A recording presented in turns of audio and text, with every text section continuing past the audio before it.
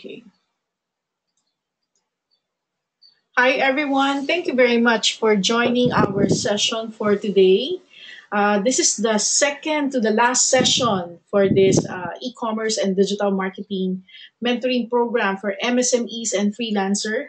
So for today, for our second to the last session, we're going to tackle the freelancer interview guide.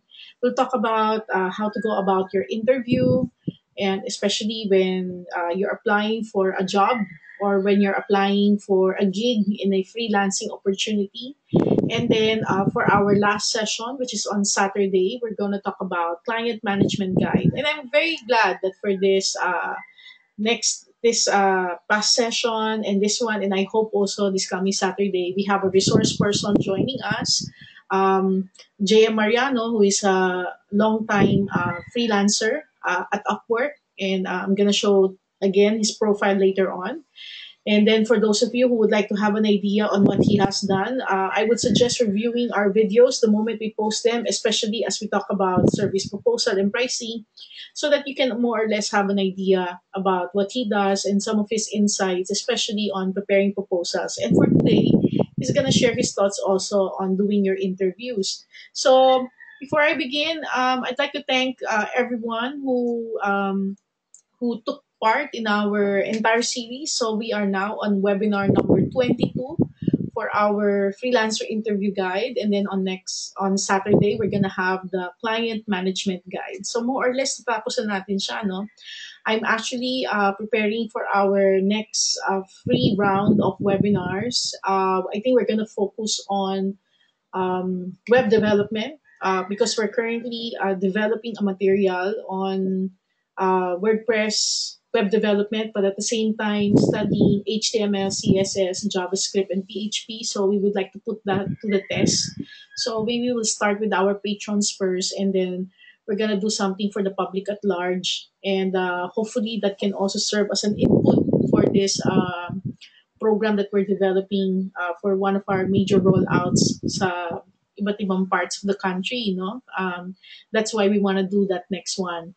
And for those of you who would like to invite your friends to join this session and perhaps ask them to take part for our last webinar session, you can ask them to visit the website.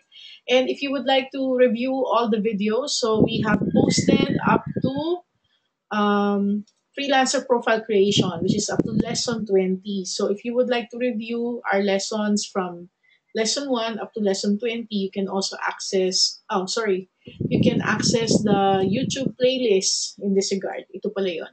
Ito pala yung YouTube playlist.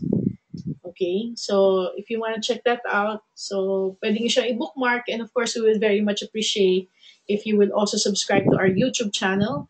We're trying to aim for having 1,000 YouTube followers. Hopefully, mahit namin siya soon. So your help in sharing it will help us, will more or less be a step towards that target, no? And organically grow our audience as well. Okay, so let's tackle our topic for today, which is the freelancer interview guide. So the first question is, are you okay for an interview? There are a lot of people, especially the new ones, applying for work online, but more or less nervous if they are ready for an interview or not.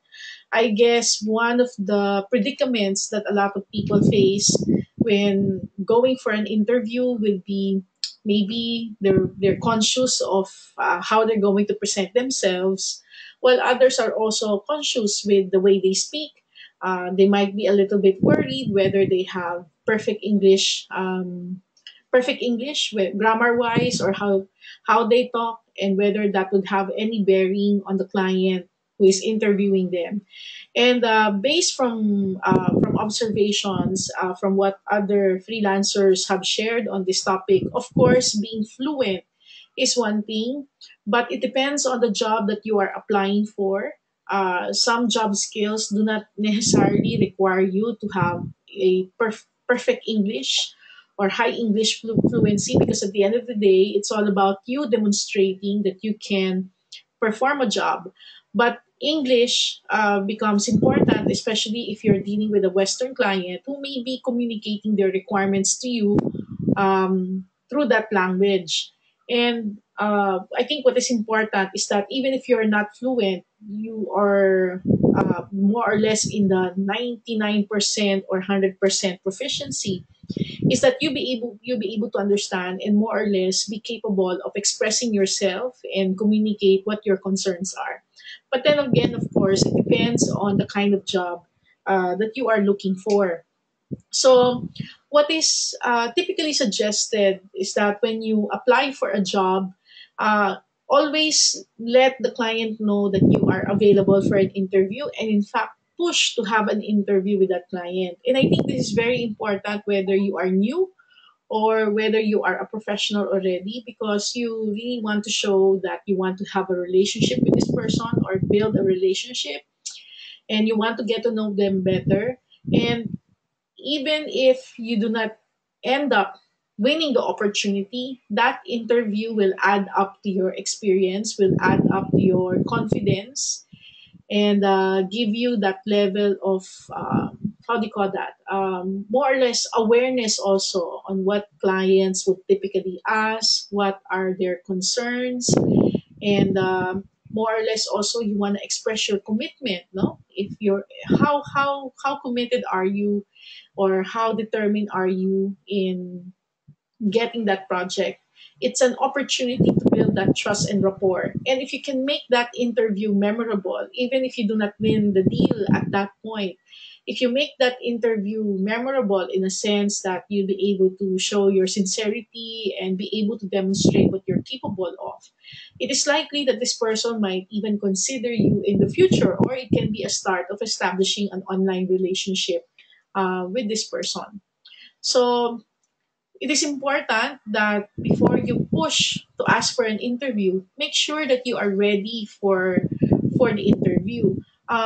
Not everyone will have a facility where, like, you have a quiet room where you have fast internet connection and maybe a good computer for that purpose.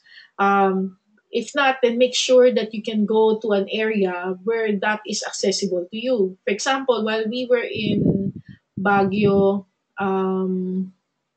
last month, oh no, sorry, this month, we went to this place called Calle Uno, which is like it's like a dining hub, but at the same time, there's also a co-working space there. And they showed me like 5 cubicles that they have. Actually, parang hindi siya cubicle eh. Parang small rooms, pero talagang sealed siya na may mga kung ano nakalagay sa loob. Parang it's for people who do a lot of call center work. Pero ano siya, remote, no? So they just go there, rent the room, and then plug in their computer and do what they have to do para makapag-render sila nung call center work na ginagawa nila, no? And of course, when you're doing an interview, that can be an ideal scenario for you also. So it is important to find that right location where you can have your interview done. So make sure if you're using your laptop, your microphone is working, your internet is stable, your camera is working. If you're using Skype or whatever software that is, make sure nakaka-log in ka, hindi yung kung kailan na kayo mag-i-interview, doon mo marirealize, hindi ka makaka-log in. Or if the client requires you to use a particular software, if you can download it ahead, the better. And it's good also to have a practice interview, especially if you are doing it for the first time. Or even if you are comfortable already, maybe practice can also be good. Parang presentation lang yun eh. Do you focus on the preparation of the presentation? Or do you focus on the delivery of the presentation and foresee the possible interaction that you're going to have with that person? Can you, parang ano yan eh, can you fascinate to sell? I mean, can you fascinate the person who's going to interview you, make them more curious about you, or at least think about whether they want to work with you or not, no? So there are many possible interview questions based on experiences with people, and I guess based on my experience as well when looking for bloggers and people that I would like to work with. Usually, these are some of the things that is asked. No, so for example, can you give me a brief introduction about yourself? Because usually your freelancer profile more or less covers your professional experience, but will not exactly tell the other details about you, no? I think it is important that when you have an interview, be very brief rather than blabber and, um, start diverting into topics that are not related to the conversation at hand. So focus on what do you think this person will need to know. So you can have a cheat sheet, like bullet points that you would like to emphasize about yourself, no? Like you can talk about when did you started freelancing, or where did you study, where are you located, um, maybe your past work experience, among other things. So anything that would build a comfort level insofar as that introduction, no?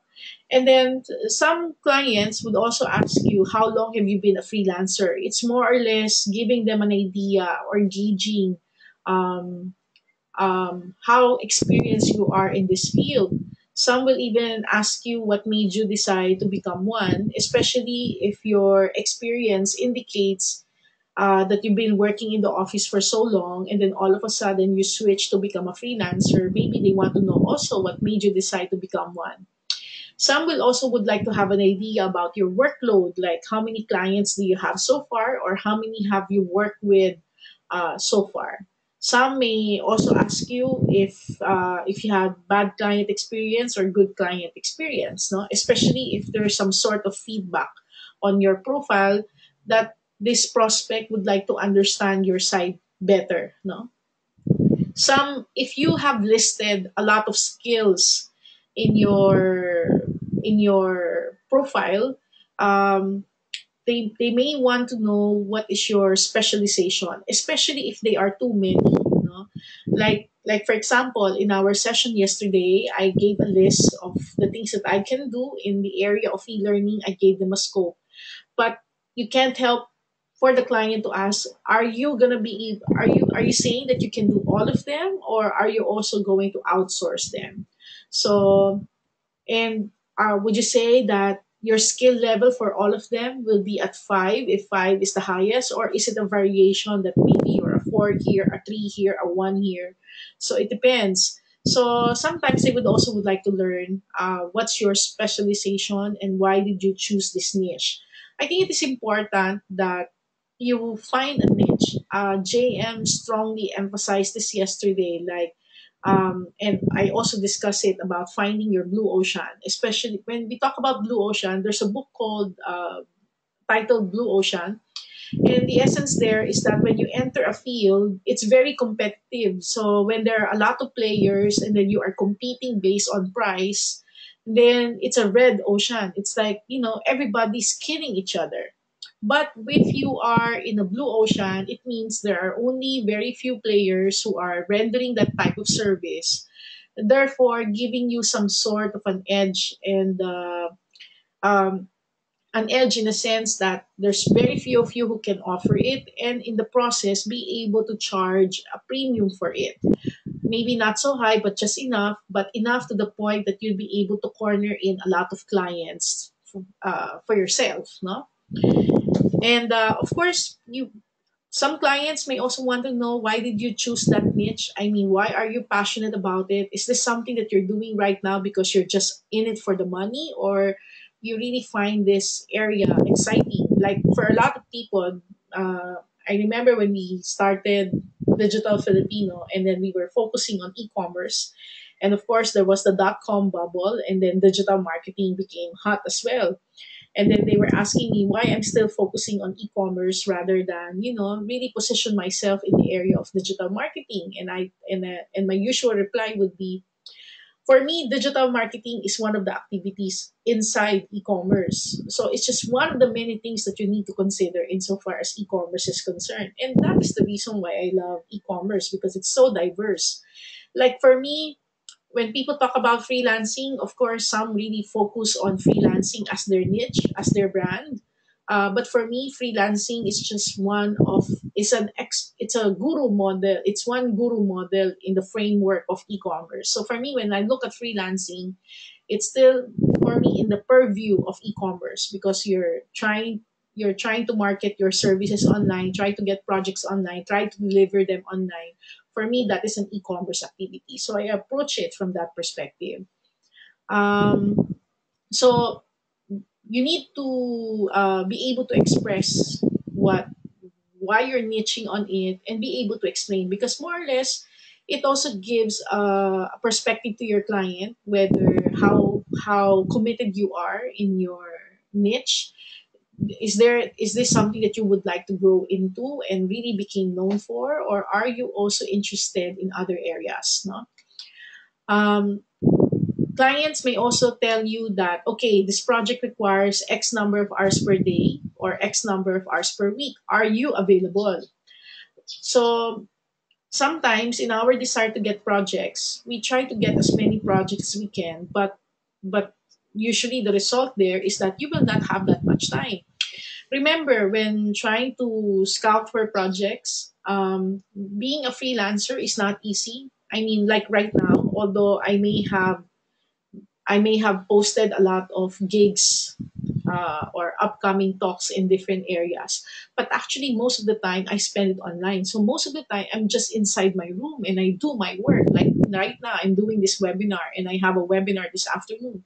So I'm going to spend the rest, more or less the rest of the day, just being alone in my room and doing my job. I mean, is this something that I'm comfortable in?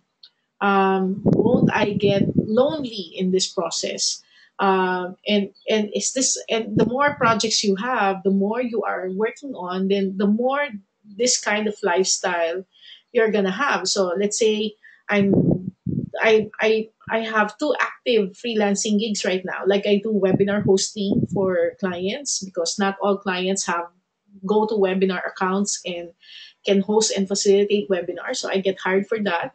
And I also do cryptocurrency trading for two clients. So I'm managing two cryptocurrency accounts or funds, and then I do the trading for them.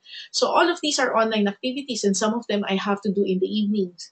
And of course, I'm also managing this online class, a rollout in 64 location, working with trainers and putting content online. Although there's a lot of interaction, but all of them are online. So meaning you're just stuck there in alone, maybe in your working area in front of a computer, and you have to imagine what your work schedule is going to be like. So you really have to manage your hours, up to how many hours can you work per day. You also need breaks, like maybe during breaks it's either, I don't know, maybe you're watching something on Netflix. Like for me recently, I mean, after watching the entire 3 seasons of Narcos, now I'm watching Breaking Bad because there are some episodes there that I missed in the past. So I'm just watching it.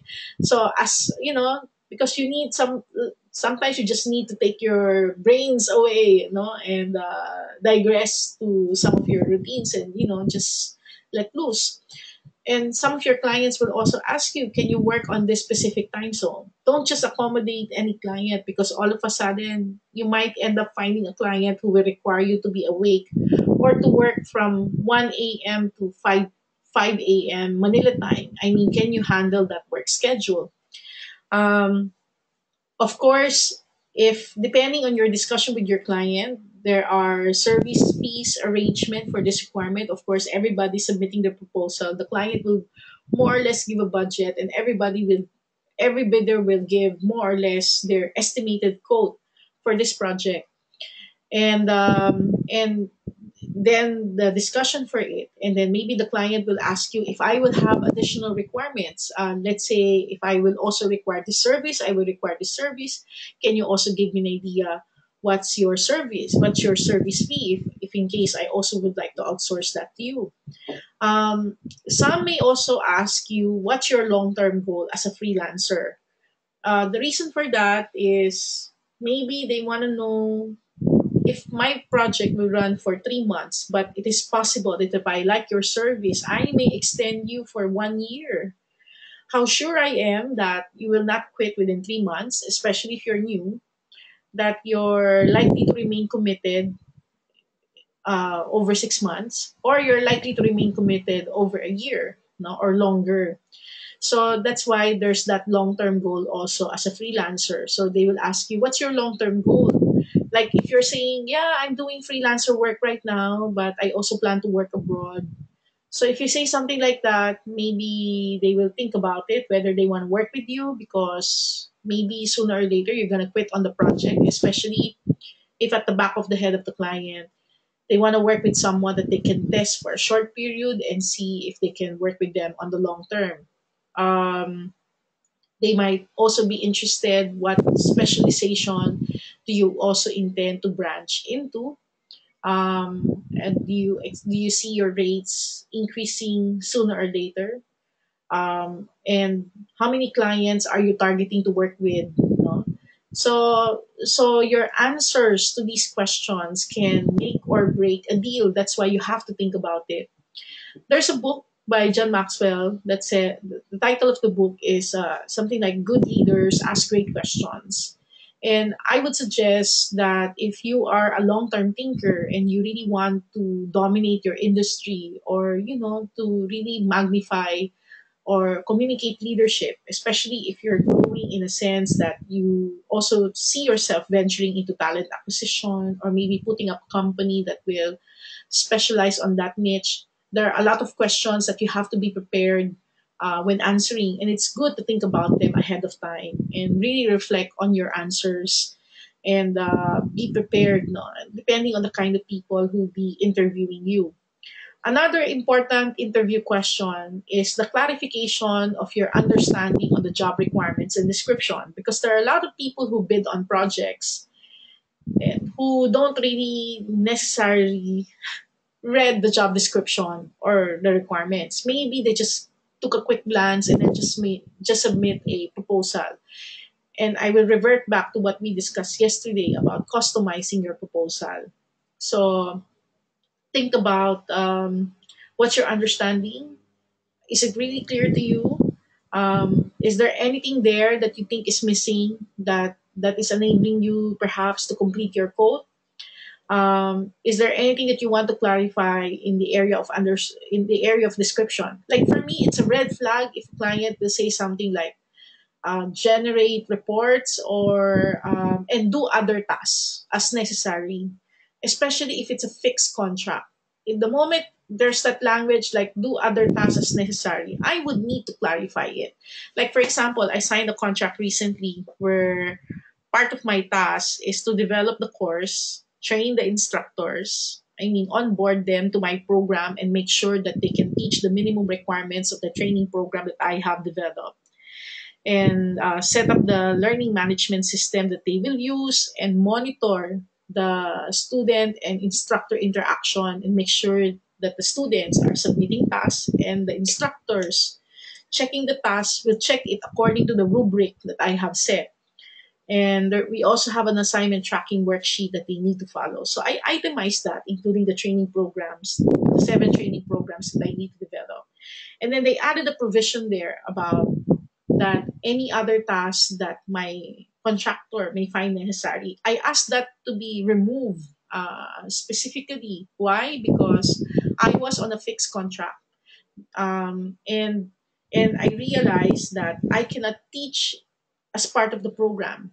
Meaning, because when I hire trainers, they get paid extra fees. So if I teach, I will not be paid because I have already a contract. So I said, you have to remove the others part, because if you don't remove it, you can ask me to teach, and I will not be given compensation when I teach, because when I made my code, it was based on the task that I am supposed to do.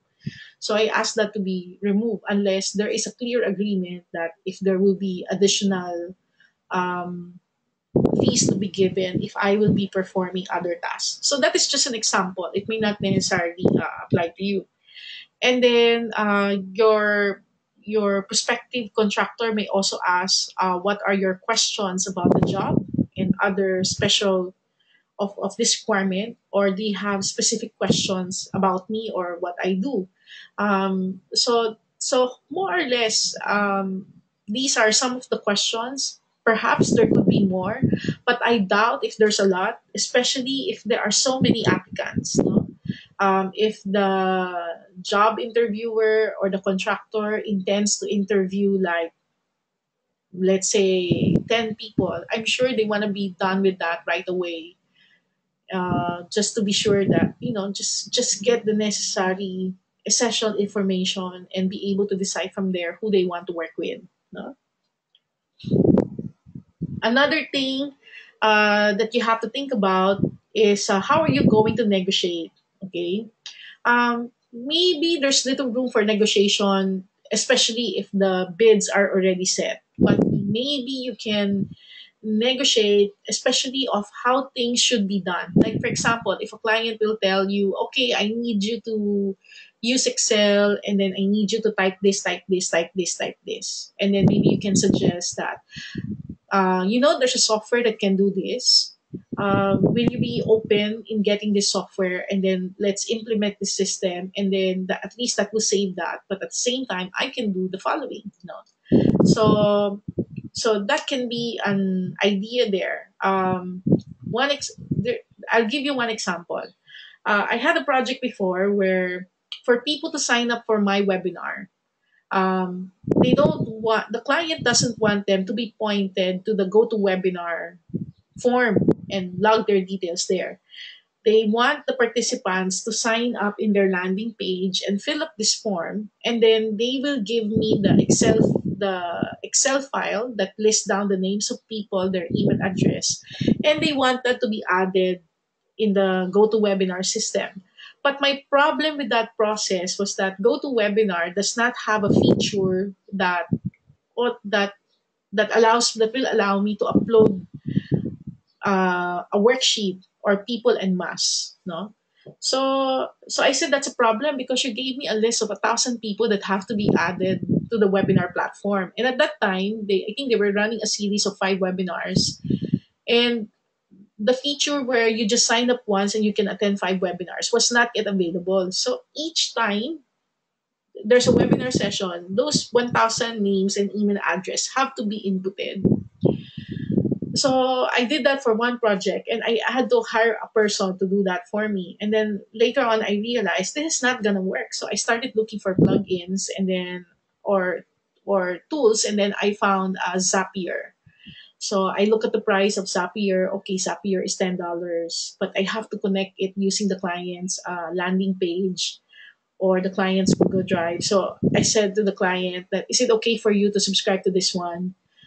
Because it's gonna make things easier. If you subscribe to this one, it's okay for me if you reduce my fee for this. I mean, I'd rather take a $10 cut rather than pay someone $20 just to be able to input all those names into the platform, so that by using that it will automatically import. So these are some negotiations. So the negotiations is not necessarily about increasing your price or getting a better deal. Sometimes you also look at it from an operations efficiency perspective, whether it's going to save client more time or it's going to save you more time, and whether some technology investments need to be made, or some or if you're handing a budget because you're working for a team, that these resources are better spent on these other items.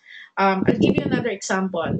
Let's say in the past I was doing an SEO campaign for a client. So the deal with the client was that um, I built their website.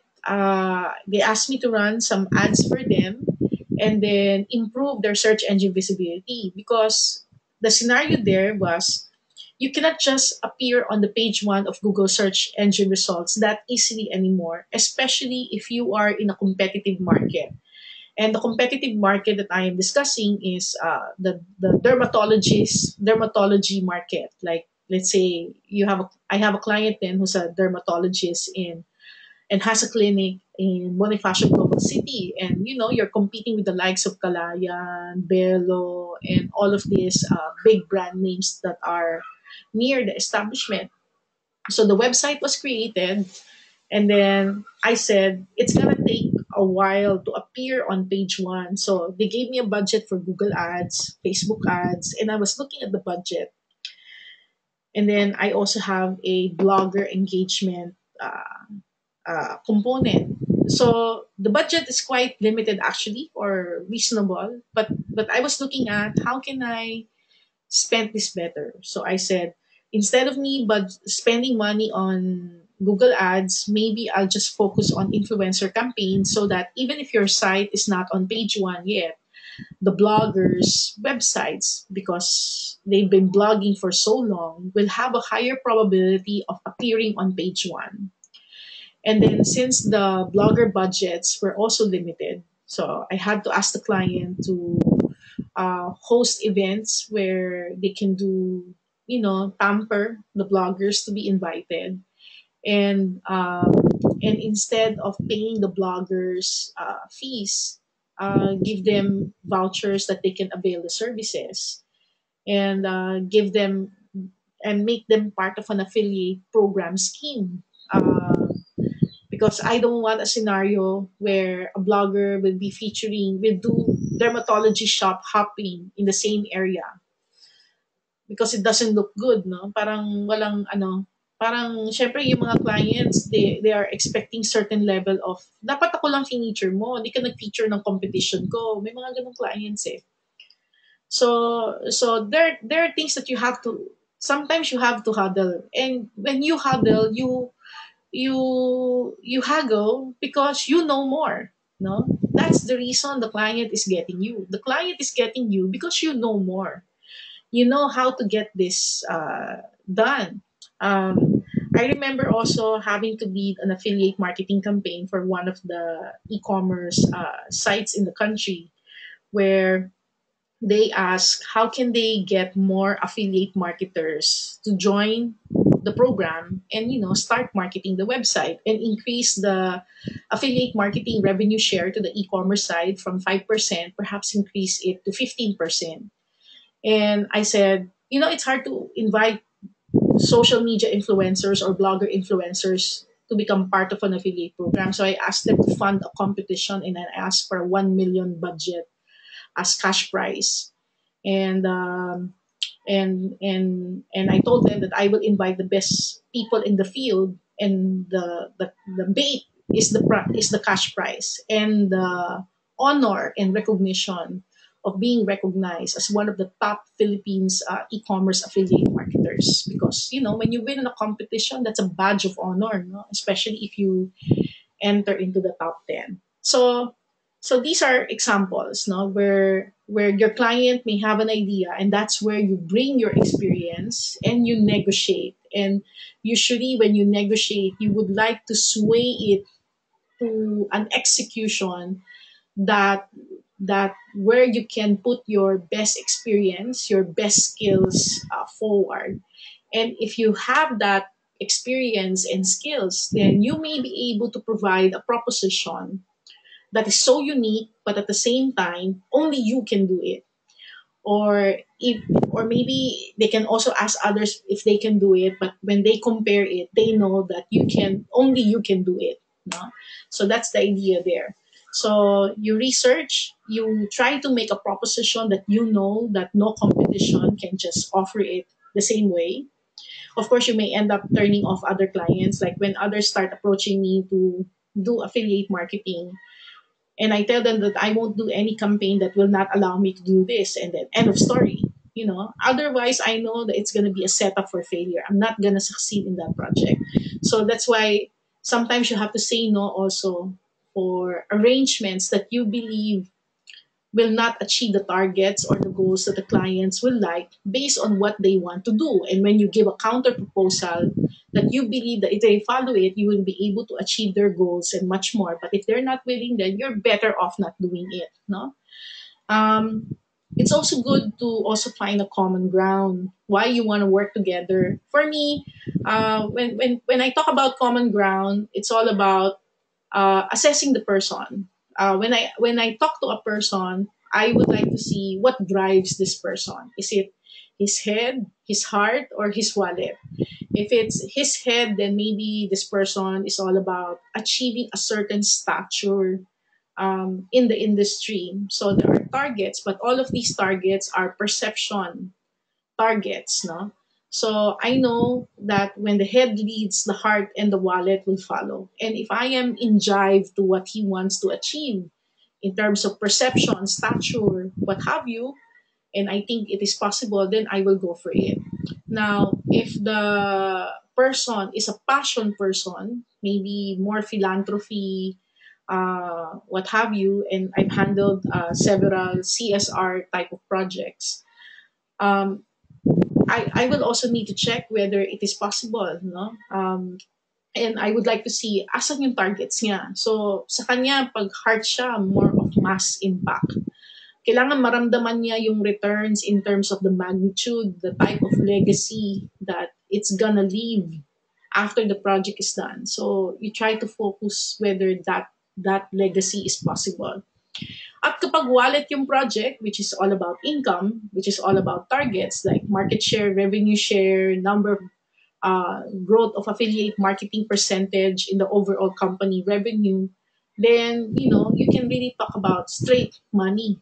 It's like you cannot ask me that you want this, but you're only willing to spend pennies, di ba? So kailangan rationalize siya.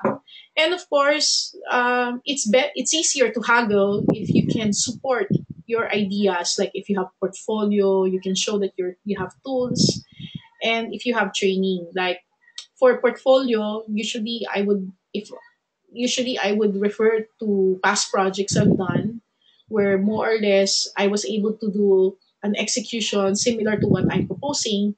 But what I will emphasize is that these are the thing what makes this portfolio that I'm showing to you now to what I'm proposing to you is that I would also like to do these things for you, no, that I was not able to do to this project. Either it's not yet available, or these are lessons learned that you would like to apply to that next project.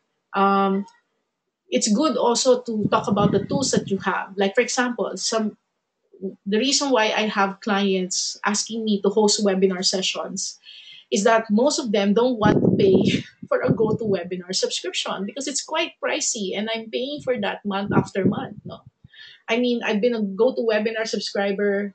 In fact, tinawagan nga nila ako kasi nag-upgrade ako, nag-downgrade ako. But in order for me to downgrade, I have to terminate my subscription. So all of a sudden, I got a call from the US. They're asking me, like, I've been a customer for magba 1 decade na yata, and why I am terminating my subscription. So I had to show the tools. And sometimes when you show tools, if you want to charge high to your clients, then you have to show that you have premium tools. I think the last thing that you want is to charge high to your clients tapos makikita nila puro free tools ka lang. Parang it doesn't match. Okay? It doesn't match. Now, if your client, parang may client ako na gusto niya, maganda yung budget niya. So, kailangan pakita ko na, sige, I'm gonna get your photos from Shutterstock. So, there was a time I was subscribed to Shutterstock because may client ako na gusto magaganda yung mga pictures niya sa mga campaign at very unique. So, I have to have access to photos na hindi basta-basta ginagamit ng iba and avoid cliche photos or overuse photos, no? And training is also very important. Kaya malakas ang loob ko noon na pumasok sa mga affiliate marketing, blogger campaigns, or certain type of, yung mga training ng mga MSMEs because I'm also into training. So I'm capable of developing a lot of training materials. Like right now, I'm doing this session for free, but it's actually part of my training portfolio or a training program that I'm going to roll out in the provinces. So I'm preparing this material beforehand, no? So your support files, your portfolio, your tools, or in this case, training, this can all help in your negotiation. Another example for training, I forgot to add there, certification. If I want to haggle that, I can also do your AdWords. And if they're uncertain that, I've done this and that and it doesn't work, then you can emphasize that actually I studied this and these are the things that na natutunan ko sa kanya. I also took the certification. So sometimes you also try to emphasize the investments that you have made para mapakita mo sa kanya na, I'm really serious in offering this. And I really invested even in my education and certification because I want to make sure that the client will feel comfortable na alam ko yung ginagawa ko, no? Na na alam niya na hindi yung parang self-study ko lang siya at kontento na ako.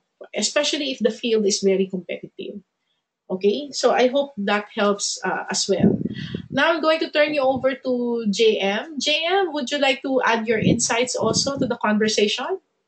Um, JM, are you there? Of course, while waiting for JM to turn on his microphone, let me just give you a quick introduction. Actually, you can check out JM's Upwork profile here for those of you who were not with us yesterday. So, JM is actually an e commerce professional, is also a talent recruiter for clients who would like to form a team, but instead, like for example, you have a project and you need to hire 10 contractors. Instead of posting 10 openings and you look for contractors, you just talk to one person like JM who will look for the team that you can assemble. He also specializes in Amazon shops and doing data analysis and helping clients manage their refunds, reconciliation, and negative feedback in central account repository. Connecting your Shopify, Amazon, and eBay so that the back end will always be in sync if you are maintaining presence in those three platforms, among other things. So, JM, what would you like to share for our discussion for today? Hello, everyone. Good morning. Good morning, JM. Please go ahead. Yeah, sorry, my client was chatting with me. So today I will talk about handling interviews and negotiation skills. Yesterday, I shared my thoughts about pricing of services and a little bit about writing proposals as well. So kapag handling interviews, well, let's be honest, no? Interviews are really, really nerve-wracking. It's always nerve-wracking. Actually, I've been doing this for more than a decade now, and every time there's an interview, every interview for me is always a nerve-wracking experience. But the level of discomfort on me is not as high when I was still starting. So if you're agonizing on the idea of going through interview, you have to know that it's okay and rely on what you have and put forward your true self and not something that you just manufactured for the party, no? Kasi 'di ba usually kapag interview, you wanna like put your best self out there to the point that you invent things. And it happens a lot. Um, for me, the best way to handle interview is to know yourself and be yourself. Now, I know this is easier said than done. However, there's nothing like putting your best self and the real you in front of the interviewer. So, well, what I do mean by these, no? So let me give you some example. So, if you expect an interview from a client, know that you will be there to showcase your talents, of course, and your skills, and the very thing that you can put on the table and offer to the company to make them a better company. Siyempre, when a client is looking for someone to do a job, they want someone who knows better than them, no? Or someone na makakatulong talaga sa kanila so that they can improve their business. You're not being hired para ilagay ka ng nila dun sa payroll nila and you get free money. Of course not, no? So, um, what so as I said, no, you're there to participate in increasing their revenue, their cash flow, and achieve the key performance indicator set for the role that you're applying for. So this means that you should have a list in your head, no, of what you're capable of doing and be able to deliver that to your interviewer in a manner that is easy to understand.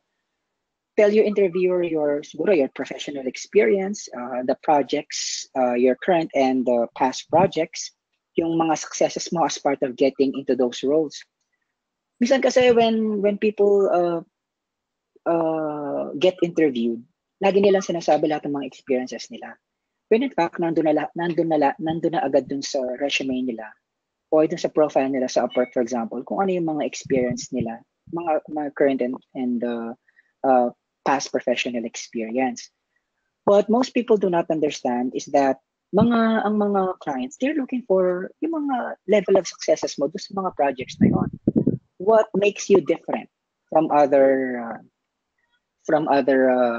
um, uh, client no other freelancers out there that are applying for that same job. Um, you have to, of course, you have to tell your interviewer your professional experience, your projects and successes as part of getting into that role. Your um, ano ba? You tell him what made you succeed in that role, no? And say, siguro during the interview, you can say, I was able to increase our sales from 30,000 per month to 35,000 while I was still there. During my stay in my role, I was able to stop employee turnover rate by 5%. What I mean by turnover rate is kumonti yung mga nagre-resign nung HR ako dun sa company na yon. And kung web developer ka, siguro what you can say is during the time that you were a web developer in that company that you're working for, your website experienced lower downtimes now with the site always up by 90% at the time. So yun yung mga successes. Huwag mo lang sasabihin na, a web developer ako no, na a web designer ako dito. Of course, they know what you do. You're a web designer, you're an e-commerce professional, you're a consultant. But what sets you apart from the competition? Yung mga successes mo. So, and what do you mean by being yourself naman, no?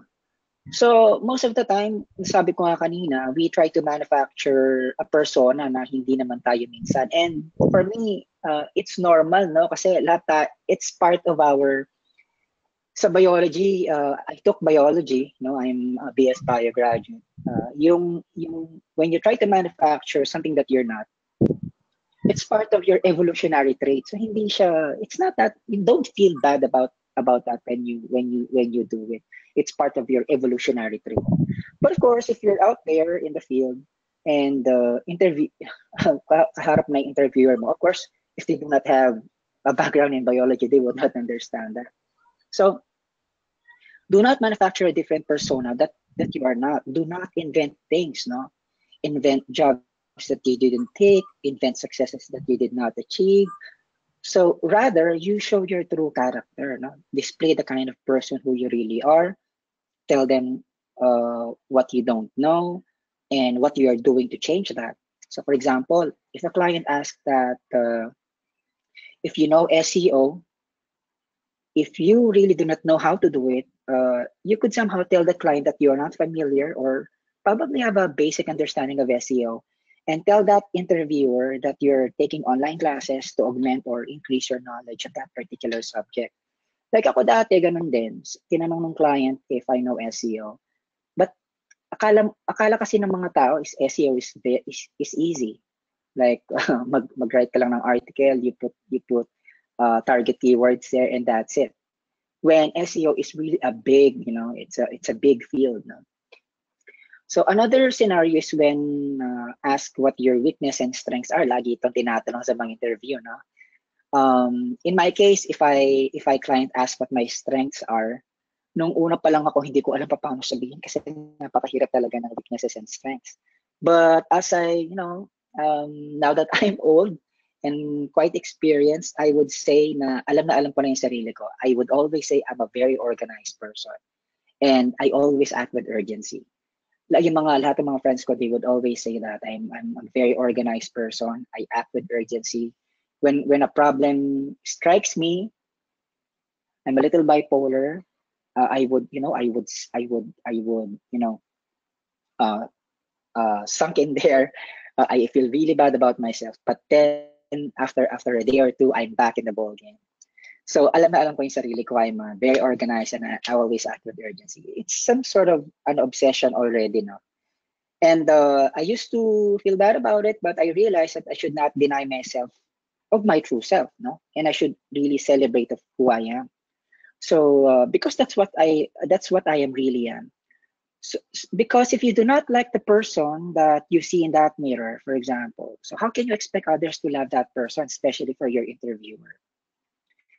And then another is when a client asks for your weaknesses. I would say I'm very honest with my weaknesses. Nung una, I would deny myself, mag-iimbento talaga ako ng mga weaknesses ko. But as the years go by, na-realize ko na it's good to tell your client what your weaknesses are.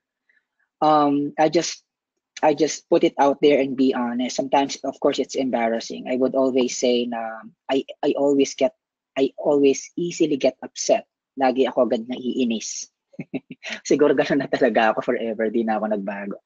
However, I will tell the client that what I am doing, no, to lessen that, to avoid being pissed off or pissing people off.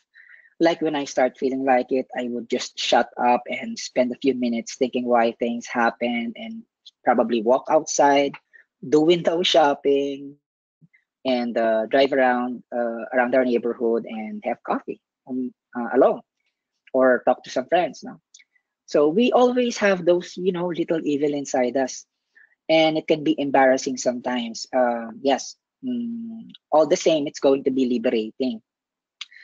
Kasi, because the more you tell people what you're not good at, and you're putting yourself face to face with your fears and weaknesses, and by doing so, you'll get to know yourself and plan your, plan of action to improving yourself.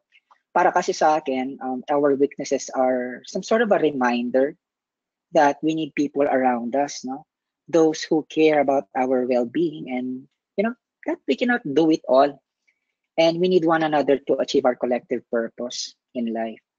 Kasi minsan, akala ng mga tao, no, if you have weakness, you're condemned forever na yun yung weakness mo and nakakahiya. But in fact, it's not really nakakahiya because no one's perfect. Our society has painted some sort of a weakness, a bad name. I think that has to stop. And we just have to be authentic and show our vulnerability and turn that weakness as part of the very fabric of our strength, of our individuality, some sort of living symbiotically within our system. Some questions, no? Napag-usapan kasi namin ni Ma'am Janette kanina kung ano yung usually na, because I am a talent acquisition agent, no? What are the questions that I usually ask? Kasi ako, kumukuha ako ng mga talents ko within my immediate network. Di pa ako nakatry. Nakatry na ako ng konti lang. May mga ilang agents na I have not really met in person. But ako kasi, I advocate for, yung mga kakilala ko muna, before I outsource outside. Tatlo lang usually yung tinatanong ko when I am asking someone to be part of my team. So I would always say this first: how do you take negative feedback? Kasi by nature, I am a very straightforward person. When I was still in Pampanga, living in the province, I'm a very timid person. I don't talk and all. But when I went here in Manila, na-culture shock ako and all. And somehow nag-change ako, sobrang madaldal na ako. Like, paano ako nakilala ni Ma'am Janette. So, I want, when people ask, when I ask people about how they take negative feedback, I don't, I'm not expecting those bullshit type of response. No, yes, I take negative feedback. Hindi ganun. What I want to hear usually from people, para makita ko yung authenticity nila, is I want to specifically hear from someone that they are upset, no?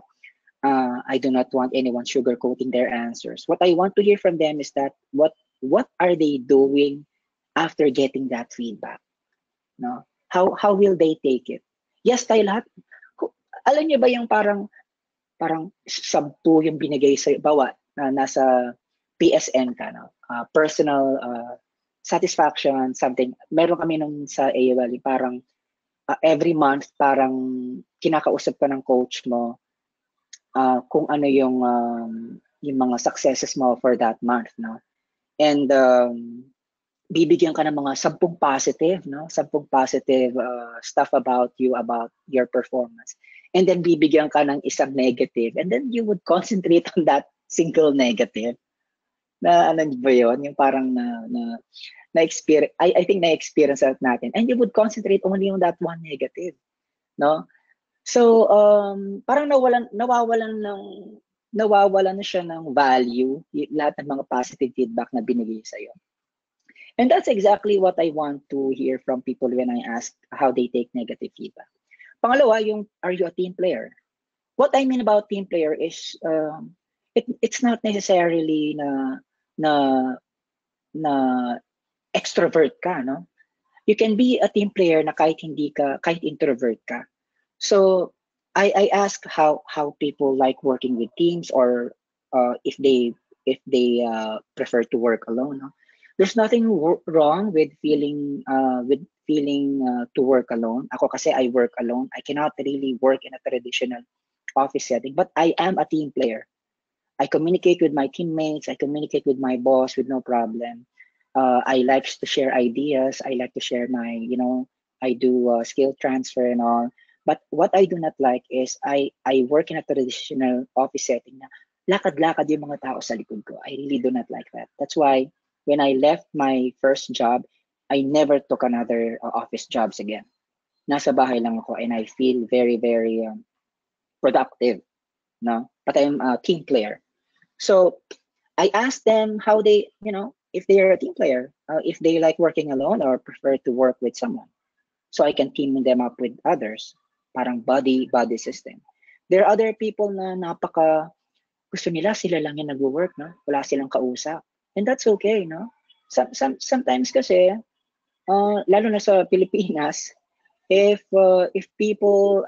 someone is not comfortable working with someone, you're trying to paint a bad picture on it. Kaya nga ang dami taong depressed because they are not accepted, no? Sa society natin, napaka-importante na you give importance to accepting other people, because self-acceptance is not always enough. We need people around us. So I want to ask if they are a lifelong learner, no?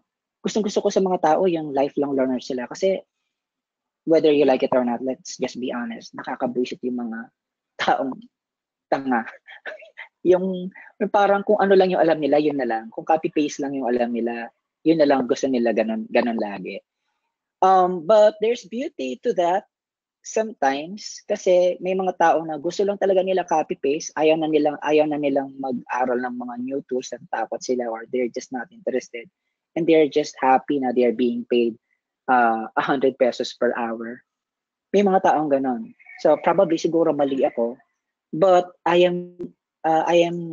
have strong affinity to people na lifelong learners sila. No, it doesn't have to be na sobrang intelligente nila, no, but I want to know if they're doing something to improve their current skills. Do they like to read? Do they like to learn new stuff? Are they gamers? What they're doing during their free time? No? Yes. So negotiation. Negotiation. This is quite difficult. No? So for me, you have to do your homework and see how much people are getting paid for the kind of work na in-applyan mo, so that you're not overvaluing and undervaluing yourself. And for me, it's very important that you already did your homework before the interview, finding out how much your job is paid in your market, meaning you should already have a price range in mind. So, for example, nag-apply ka as a social media manager, no? Nagma-manage ng Facebook, Twitter accounts, Instagram ng client. And sa industry sa market ngayon, social media managers are paid between $5 and $10. So depending on how much you want to settle, pwede mo sabihin nyo na $5 to $10 ka. Or sasabihin ng client is, based on your experience, ito lang yung ma-offer kasi $7. So nasa sayo na yun. Remember na interviewers, especially the HR people, are masters of manipulation. They are trained to do that. Not that they mean bad to everyone who's applying, and they want people to be underpaid. It's just that they have a budget, and that they should play within that budget for each role. There are cases when they are willing to pay for specific skills that are not, that are considered to be in demand, and there are only few players in the field. Remember yung blue ocean na sinasabi ni Madam? kung konti lang yung player sa field, nakakaubusan na ng ganun na mga talent. So they're more willing to settle for a higher rate dun sa na binigay ng interviewee nung ini-interview para lang makuha ma-fill up yung ma-fill up yung role. However, remember that if the client really likes you, even if you decline, they will call you back and ultimately offer you the job. So don't be afraid to walk away, no? Lalo na kung hindi niyo feel yung ano niyo, nag-interview sa'yo. I remember when I went to Singapore back in 2011 kasi parang sabi ko parang there's nothing for me here nung pag-alis ko ng AOL ng 2009. So I tried my luck. I went to Singapore. Pero I stayed there for 2 months. Hindi ako masyado nag-a-apply. But a friend of mine recommended me to this one company. Tapos I went there for an interview. Tapos hindi ko masyadong gusto yung boss na nag-interview sa akin. I feel like parang she's trying to parang downplay yung mga experiences ko and trying to make me feel bad. But in the end, she said, I cannot offer you this, but I can offer you this much because we need to fill this role. No? So I just walk away. Sabi ko na I'm not interested. But of course, you still have to be respectful. I just walked away because if ganun yung treatment sa ng tao, it will not change when you finally accepted the job. So don't be afraid to walk away. It should be a red flag agad kapag nakikita mo na yung work culture nila and the way they treat people is like that. You will always find another job. However, I also understand that for most people who are starting, there's wisdom to settle in a much more lower rate. Although that a rate where I perceive it is abusive. So for example, for social media management, the price range for this job kanina nasabi ko is between $5 and $10 per hour. So if the client says $4 kasi wala ka pang masyadong experience sabi niya, I would most likely take it, but not when I was offered $2 per hour. So kasi parang ano na yun parang slavery na yun on my part. So there was a time when I told the client myself that I do not mind not being paid because I am interested in learning his Amazon seller account kasi wala talaga akong experience noon. And sabi niya he's not interested, to hire people and not pay them. So binayaran pa rin ako. Amazon seller account is something that I want to learn during that time, how to manage because it's difficult to find clients na who are willing to teach. Usually mga clients ayaw nilang mag-train. So I said to him, while I'm learning, I agree not to be paid, say for a week or 2, and will elect to be paid after that na lang. Luckily, sabi ko nga, the client did not agree and chose to pay me while I'm learning. No? He said he likes how I talk and the way I see work, so he wants to give me a try. Remember siguro na there's danger to offering free work to anyone kasi most clients won't take it nicely and thinking that you're up for a bad plan. It's like trying to sneak into their database and steal their information. Because whether you like it or not, free is always not free after all. Parang Facebook lang. You use Facebook for free, but it's not really free because they're using your data for marketing purposes. They use your data to power other aspects of their business. Not that they're selling it, but they are using your data to power your business. So you're more like the product of Facebook. No? Parang binabayaran mo na rin sila because of the information you're giving them. Ano pa ba?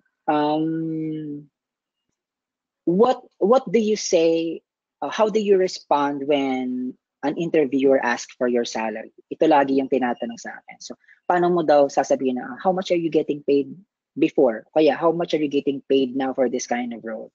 For me kasi, sabi ng mga iba kasi yung mga opinions ng mga iba dito. Pero I would say na it's good to be honest, no? It's okay to make a compelling case about why you're willing to take less or why you're willing to take more, or why you should make more, no? Siguro kapag you're willing to take less is because because of you're looking for opportunity and you're looking for growth, no, dun sa industry na gusto mong galawan. And probably when you made your case, no, wala ka na kasing magagawa, no, the interviewer will you just have to wait and see how the manager or the hiring manager responds to your application. So there. Do you have any questions? I think I've shared already everything that I know about this, Thank you about very negotiating. much, JM. And of course, we're opening the floor now for questions. You can raise your hand or press that raise your hand button if you want us to unmute your microphone so you can ask your question, or perhaps you want to share your insights on this topic. Another option for you is to type your questions if you have any. All right. JM, thank you very much for sharing. And of course, I'd like to remind people Welcome, ma'am. on the Saturday is our last session and we're going to talk about client management. Okay, I think Mike raised his hand. Hello, Mike. Kamusta ka? I'm good, Janet. How are you doing? I'm okay. Thank you very much for making the time to join this session.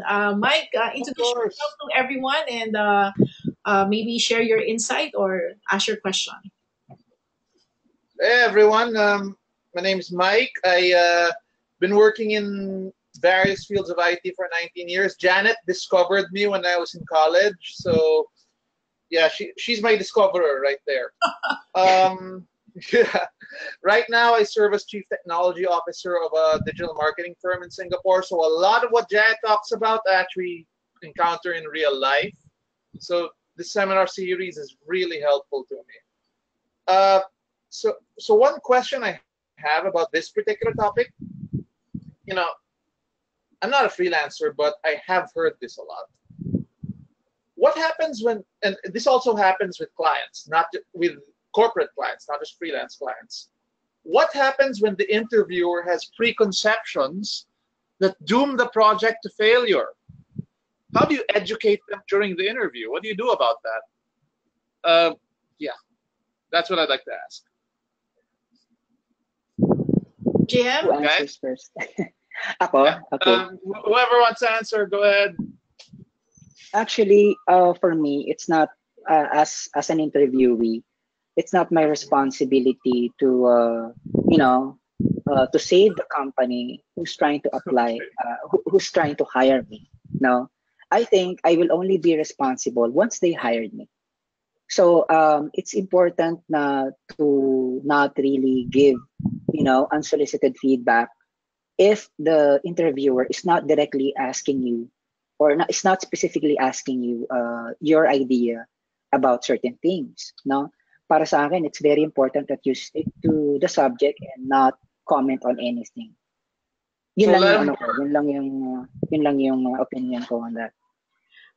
Mike, in my case, kasi medyo namimili ako ng project. So, kapag halimbawa, minsan may niyalapit sa akin, no? Like, for example, hi, Janet, we need help on SEO. Our website has been there for the past 5 years. However, we're not ranking and we're still not on the first 3 pages of the Google search results. So, ang gagawin ko, titingnan ko yung site, pero rather than telling the prospective client, what's the problem, isa pinag-homework ko siya. Okay, can you use SEMrush and run a SEMrush on your website and of your competitors and then send me the results. Para minsan pinaggaganong ko and then I would arrange for a phone conversation lang or a Facebook call and then I would tell them na okay, so you did your research na, no? So when you look at this result, kasi nakikita ko rin kung MSME lang siya o malaking company ba siya. Tapos nakita ko na kaya ka hindi nag-ranking kasi you only have like a 2-page website or a 3-page website. So, and the client and the competitors that you've mentioned na you perceive to be your competitors have X number of pages on their website. So sabi ko, your problem will be solved by creating a lot of content. So you have 2 options. Either you outsource and look for a content writer who can do content for you, or you build the content yourself. kaya ako ginaganon siya. Siguro I reached the point kasi na parang gusto ko mga challenging projects na, no? So, pag nakita ko yung requirement, parang kaya namang gawin ng client themselves, yan. Minsan may mga client din na, like what you said, no? Yung parang ang burden nila, hindi nila alam kung magsasucceed ba yung project nila o hindi. So, the reason why they're getting you is para tulungan mo sila na mag-succeed sila dun sa project nila. Kung tutusin, medyo may thrill yun, no? So, medyo may thrill siya. I'll give you an idea. Siguro pinakamaganda example yung mga cryptocurrency projects na hinahawakan ko. I have 2 cryptocurrency projects where clients invested a 6-figure amount. And ang figure sila. So parang kaya sila nag-invest kasi gusto nila na kumita sila dun sa cryptocurrency nila. So of course, nandun na kagad yung warning na don't invest any amount na you cannot afford to lose, di ba? So, you need to present a strategy na, okay, pwedeng lending, pwedeng ganito, pwedeng ganyan. So, parang nandun yung worry nila na it's not gonna work. Pero nandun din yung cautious optimism nila na it can work. And then all of a sudden now we are in a bear market. So, baksakan lahat yung mga presyo, no? So, it can happen. So, kaya pag ganun, yun, pwede kang, yung mga ganung projects, pwedeng papasok yung ibang business model na pwedeng may partnership, revenue sharing, para hindi naman nila mararamdaman na gagastos sila ng malaki, pero pwedeng revenue sharing kayo in the process. Lalo na if you're seeing it as a learning opportunity also in the process. So, I guess the more direct answer to that question is that if the client has a negative perception or a preconceived notion of baka tong project na to might fail, but is consulting you because you might have a different point of view na baka it can be turned around and it can succeed.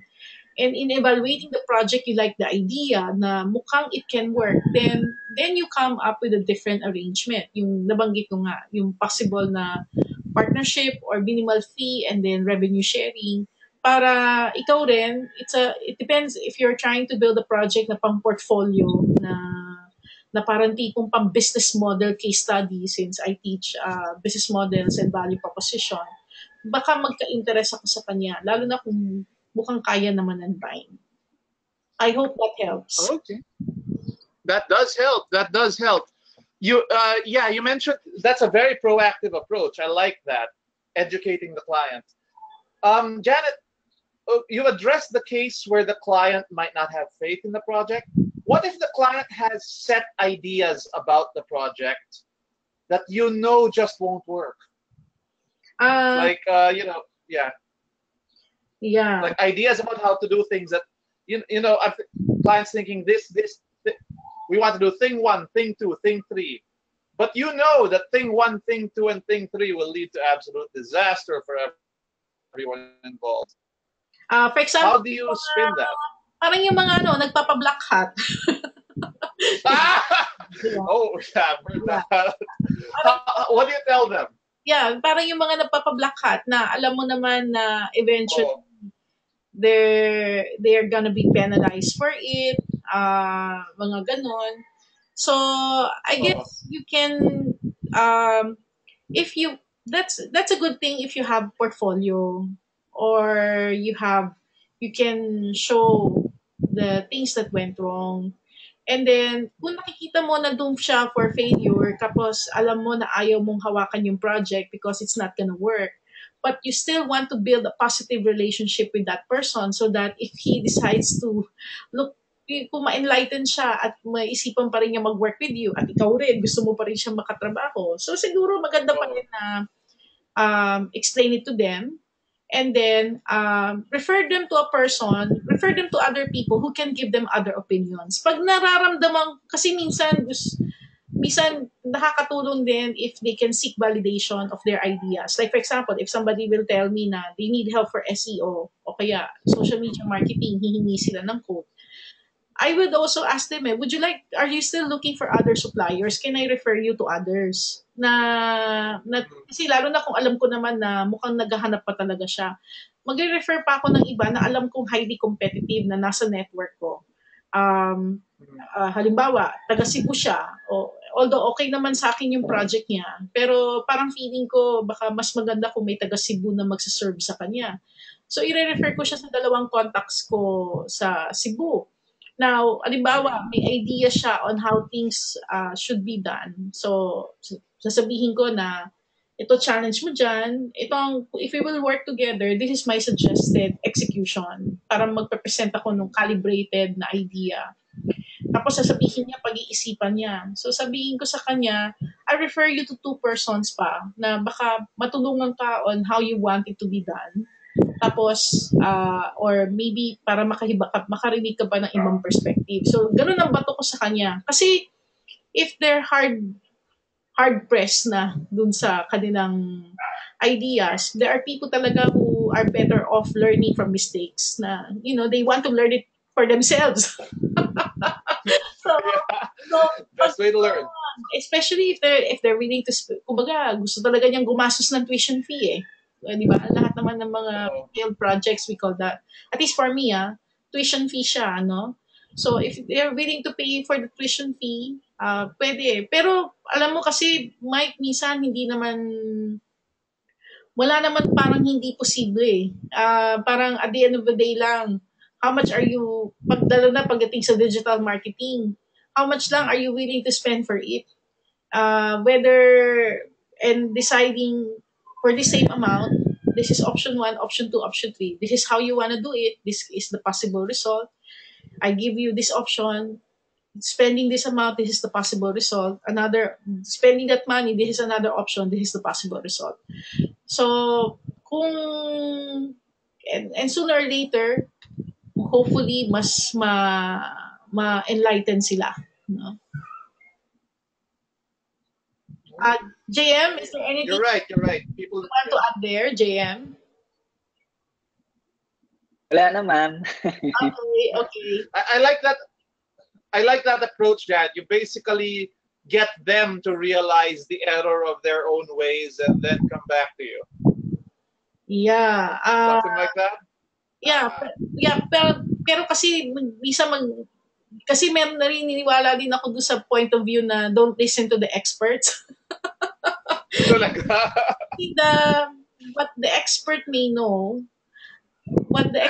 know and may not know are also limited by their experience. Parang halimbawa, may idea ka. I'm sure may mga ideas that people have told you that it can't be done. Or it's gonna be a disaster. And the more you are pressed na patunayan na hindi totoo yun, na you can make it work. So, I don't want to stand in a person's way na may gustong patunayan. So, sasabihin ko lang sa kanya, you can still do it. Basta importante, aware ka lang na ganito. Hindi ko talaga sasabihin na hindi yan mag-work. I'm trying to avoid using that phrase because I've eaten that phrase a couple of times already. No? Kaya, parang may mga nakita ko talaga na they were able, and those are humbling experiences. Kaya parang natuto na rin ako na dapat kung tingin ko hindi ko kaya o kaya kung tingin ko hindi siya possible from my point of view kung ako gagawa siguro sa kanya, pero baka makahanap siya na baka makatulong sa kanya, so you might as well refer para baka naman magawa, and then you can just learn from the process, Alright, so que sera. Let's see what happens. Yeah. Let them try it and see what happens. Definitely in technology, you need to keep an open mind in this field, no? Yun ang challenging. Although I must admit that there are models, there are ways on how things should be done that the market may not also be ready for or may conflict in regulatory. Parang yung, di ba, sa social media marketing, nung nauso yung mga paid posts, advertise, yan, yung mga kung ano-ano mga deals na on the fly. I mean, they look practical, they look okay, pero yun na nga, regulation catches on and say na hindi pwedeng ganyan yan. Kailangan di-declare yan. Kailangan kumukuha ka ng permit. So, may mga ideas din tayo na even though we wanna make it fly, pwedeng hindi pa ready yung market or hindi pa ready yung regulation to catch up with it. Like what's happening with cryptocurrency now, governments threatening to regulate. Yeah. And the thing with the privacy stuff with Cambridge Analytica, right? That's all involving regulatory stuff. Parang yung, Thanks for pointing that out. parang yung lending. I mean, parang yung mga lending model sa cryptocurrency, parang ang immediate perception kagad sa kanya, Ponzi. Pero may mga lending models naman na parang possible naman siya, especially if they're not guaranteeing fixed income. Yung parang hindi ka naman sila sabihan nakikita ka ng 1% daily, fluctuating siya, pwedeng wala kang kitain. For me, yung mga gano'n, realistic yun. Kasi if you're a trader, you know that, na that's real, that's true, that's possible. Kaya medyo nung na-attack yung mga ganong models, it depends nga eh. So, kung ano yung mga perceived notions sa mga ganong models, na iba-iba yung, kaya kailangan, nandun din yung patience na kailangan i-educate yung market, i-educate yung regulators, and do your best to comply, lalo na if you really want your model to succeed. No? Okay, so educate, but keep an open mind. That's right. That's right. Right? That's right. Very good. Very good. Very good. Very great insight. I like that. Thank you. Thank you, Mike. Appreciate that. Okay. Thank you, Mike. Of course, if we have questions from other participants in the room or you would like to share your insights, you can type them using the questions box. Or if you want to raise your hand, we can unmute your microphone and so you can ask your question or share your insights. Okay, kung wala nang tanong, wala nang clarification, can you press the raise your hand button kung okay na tayong lahat? All right. JM, would you like to say anything as parting shots for our session today?